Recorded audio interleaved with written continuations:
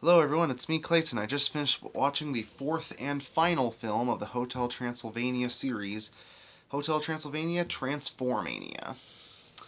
Now, the Hotel Transylvania films were directed by Genndy Tartakovsky, and while he's credited for the screenplay for this one, he's not the director here.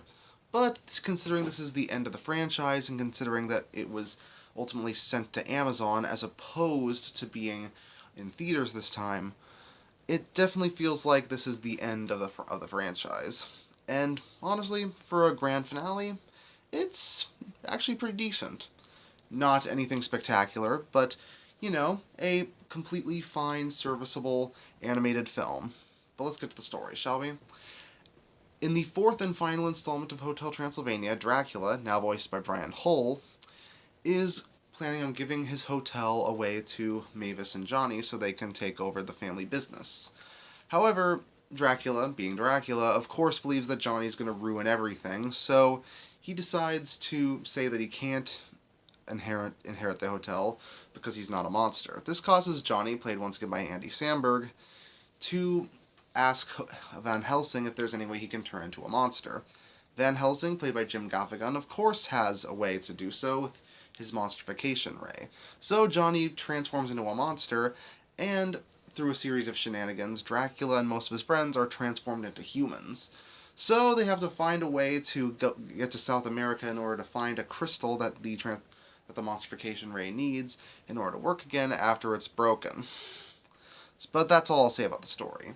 The story is pretty standard as far as one of these movies goes. It's mainly just a quest from point A to point B, while also dealing with the fact that the monstrification ray has some deadly side effects. That being that the being who's transformed into a monster will become a mindless beast over time, and that includes Johnny. So he's an existential threat here and an unintended antagonist, while Dracula has to learn the meaning of seeing the bright side of life. And yeah, after 3 movies where Dracula's had to learn some kind of lesson at the end, this one does seem like one he probably should have known at some point. But hey, considering that he's the pessimist to Johnny's optimist, and that's been the case since literally the first film in 2012, I'm fine with this ending the series. Plus, Brian Hull actually does a really good job with his Adam Sandler Dracula voice impression, to the point where if you weren't told that Adam Sandler isn't in this movie, I never would have guessed. But yeah, it's kind of funny that he and Kevin James didn't come back, but Steve Buscemi and David Spade did. And same goes for Selena Gomez and Andy Samberg. Like, some of the cast members were glad to come back, while others decided to just jump ship. And the quality of the ones that did jump ship kind of varies from person to person.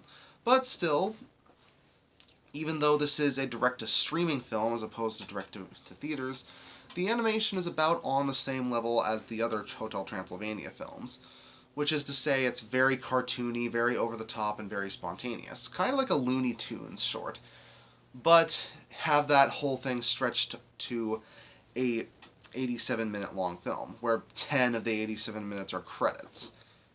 Yeah, you can definitely tell that they were trying to squeeze in as many ideas into this kind of film as possible, since the whole film, in reality, is only about 1 hour and 17 minutes long, with 10 friggin' minutes of credits, though 3 of them do have some fun 2D animation that shows what Mavis and Johnny have done with the place, so it's not that bad. But yeah, a lot of the things in this film I can say about the other Hotel Transylvania films. Not all of the humor hits, but when it does, it's pretty good.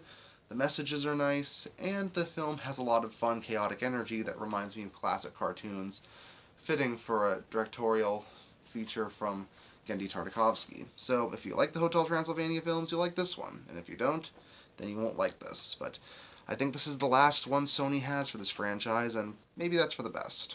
It gets a 7 out of 10. See you next time.